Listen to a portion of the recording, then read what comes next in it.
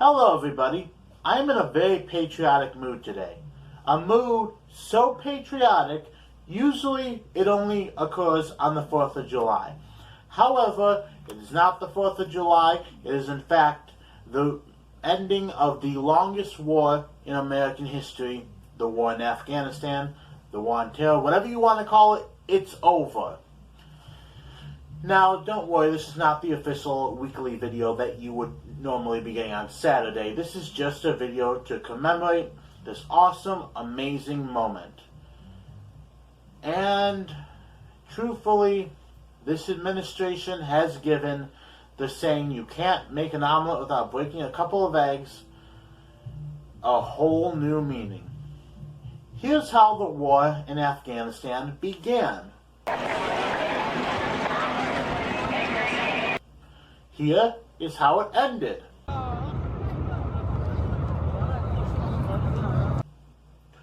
Why, I tell you, I can barely see a difference.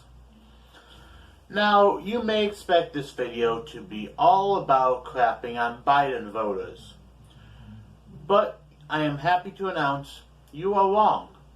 I'm not going to spend this video crapping on Biden voters because at this point in time, it is so clearly obvious that they have made a terrible mistake by helping the commander-in-chief get elected, that to say that out loud would simply be to be beating a dead horse. Now, there is actually somebody who I think needs to be attacked here. Because let's be honest, if you are a Biden voter, I get it. You made a bad mistake.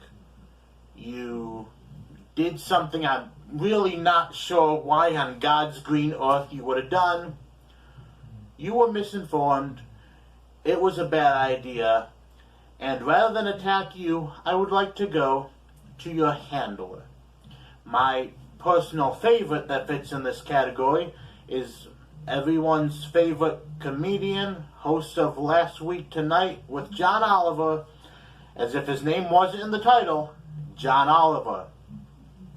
John Oliver, in his grifting nature, you know, kind of like how he made a video talking about how police are underfunded and we actually have to give more money to the police a couple years ago, and then as soon as the winds of change blew, he suddenly started talking about, we need to defund the police.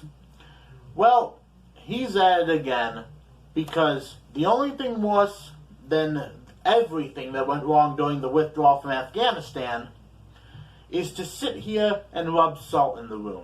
To sit here and say, not only did we make this colossal mistake, it is also somehow a selfish colossal mistake. Let him explain it to you. The problem is, though, just as we went in focused entirely on US interests, we are leaving the exact same way. And that brings us to what we're doing right now. Because this exit was set in motion in February of 2020, when the Trump administration struck a deal with the Taliban for a total US withdrawal by May of this year. In exchange, the Taliban agreed not to let Afghanistan become a haven for terrorists and to start peace talks with the Afghan government. Although notably, that deal excluded the Afghan government, making this line from Mike Pompeo a little hard to take. When it comes down to it, the future of Afghanistan is for Afghans to determine. The US-Taliban deal creates the conditions for Afghans to do just that. Well, hold on there, Mikey, because you never want two people in a room determining your future without you, especially if one of them is the fucking Taliban. How does Pompeo expect the Afghan people to react to that? Congratulations, Afghans. Today is the first day of what someone else determines the rest of your life will be. Yeah, that's right, you stupid, selfish country of America. You went into Afghanistan with nothing but your own interest in mind, and now you're leaving the same way. Now, I would absolutely love to ask the people who are still stranded in Afghanistan to this very second if they see the situation that way. I would like to ask the parents of the fallen soldiers that were killed in Afghanistan, who had to sit there and watch Joe Biden check his watch every time a dead body got pulled out of a helicopter, if they feel that way. I have to wonder, maybe Joe was just trying to make sure he'd have enough time to go get some ice cream with Jill. I have to wonder if the mother who got removed off of social media for criticizing Joe Biden, maybe she thinks this is America's best interest. I have to wonder, maybe the soldier who got discharged and let go, maybe for complaining about the way the superiors handled the withdrawal from Afghanistan. I wonder if he thinks that's America's best interest. I'm going to tell you right now, with the way Biden has so horribly been handling this, and is so astronomically tone deaf, I heavily advise he wears a bulletproof vest under that suit of his, and he stays far away from any military training base, because if he goes to any military training base with no protection, somebody is going to John Wilkes his booth. It's absolutely horrible. I shouldn't have to be saying this, but if you were to ask me who is the worst president in the United States, my answer is Andrew Jackson. One, because he did terrible things to foreign people. But you know what? Leaders do that sometimes. Some presidents did bad things to foreign people. But you know what made Andrew Jackson really stick out? Not only was he a colossal douchebag to foreign people, he was a colossal douchebag to his own people. He did terrible things to terribly upset and destroy some of the power balances within his own country. It is one thing to be a leader and tell the rest of the world to go rot in hell. It is a whole nother to send your own people to go rot in hell. That's exactly what Biden has done, of course. But you know what? John Oliver is criticizing him. He's at least criticizing him. For example, he's saying things like this. The US had to withdraw every troop from Afghanistan, regardless of the consequences for women or anyone else. And when Holbrooke asked him about American obligations to those who'd be in danger if we left, Biden mentioned the US withdrawal from Southeast Asia in 1973, saying, "Fuck that. We don't have to worry about that. We did it in Vietnam. Nixon and Kissinger got away with it." And may I just say, Joe, A-plus choice of historical role models there. When you're rolling with Dick and the Kiss, you know you're rolling on the right side of history. And last February, Biden doubled down on that argument. Don't you bear some responsibility for the outcome if the Taliban ends up back in control and women end up losing the rights? No, I don't. Do I bear responsibility? Zero responsibility. The responsibility I have is to protect America's national self-interest and not put our women and men in harm's way to try to solve every single problem in the world by use of force. That's my responsibility as president. Okay, real quick. You don't have to make a zero with your fingers to indicate you mean zero. You're an adult man, not a child ensemble member of Broadway's Matilda. Though I will say, if Biden wants to argue for isolationism going forward, he is welcome to do that. But what he can't do is use that as a justification to dismiss the fates of people in whose country we've already disastrously intervened. Oh, look at that. Isn't that amazing, guys? John Oliver is sticking it to Joe Biden. He's saying he's exposing Biden for the bad president he is. And you may think this is a good thing, especially if you were a Biden voter, because clearly you're not very good at seeing a bad thing when you see it. For example, take this commenter. This is why I love John. He holds everybody accountable, even Biden. Regardless of party, he points it out. Oh, you like John Oliver, do you? Okay, I'll do a good little bit of his just for you, Connor. I'm gonna do this thing that he does. I'm gonna lean in real close, and I'm gonna get really quiet. And you may have just realized what I'm doing. And you're probably scared because you realize this is the part where I go, "Screw off, you miserable example of an intelligent life form." He holds everyone accountable? He calls them out? If Heinrich Himmler had come out after the U.S. won World War II and said, "You know, that Hitler guy was a real piece of crap," would you sit there and go, oh, Himmler, you're calling everybody out? No, of course you wouldn't, you person just smart enough to be stupid. It doesn't count as calling them out if you've already helped them get there, and it turns out to be a disaster. Don't feed me that lie. Where was any of this during the election season? Well, John was on his 5th episode about how evil Orange Man bad. Where was any of his criticism to Biden? Where was that?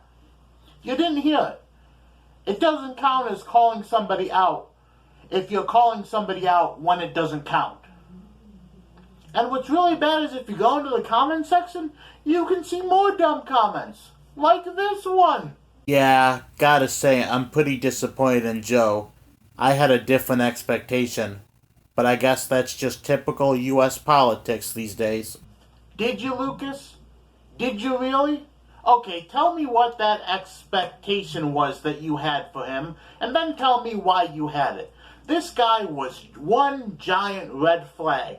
The second I heard his name, the second I realized the only reason most people know who this guy is, despite the fact he has over 40 years in being a politician, the only reason anyone knows him is as Barack Obama's second fiddle that one time.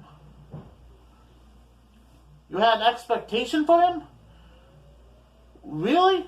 I looked at a picture of Joe Biden and I said, that is clearly a zombie that has gotten very good at acting like a human being, just good enough to convince people he's actually still alive and not just a zombie. You looked at him and said, oh yeah, that's a fine specimen of a man. That's my president.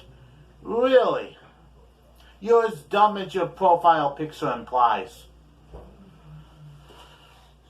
Okay, let's pull back now.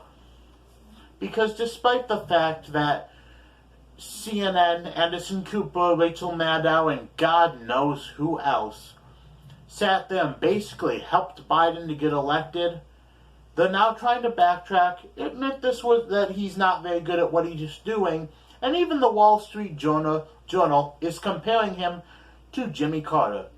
First off, don't compare Biden to Jimmy Carter. That is offensive to Jimmy Carter. Can we at least wait till the guy dies? Let's not make our oldest living president die in such a miserable state. I still remember back when Jimmy Carter released a message to Joe Biden. It was pretty much, I hope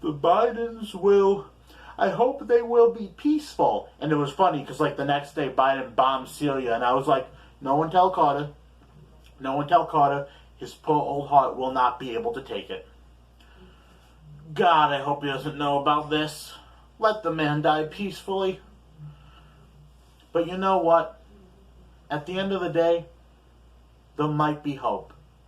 Because despite the fact that I have shown you the terrifying origins of this war, the completely horrific way that it ended and more, and a bunch of dumb comments from a bunch of people who are probably even dumber than the things they type, I would like to show you one last thing if you would have it, and that is this.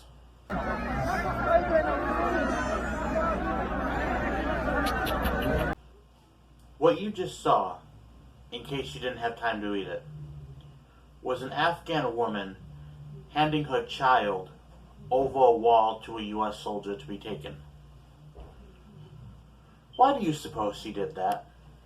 Why do you suppose she gave her child up to a country that is evil and racist, and police officers kill black people and were so terrible to brown people, and like the Squad says all the time, we're terrible to anyone, we're all just a bunch of evil nationalists. Why do you suppose she did that?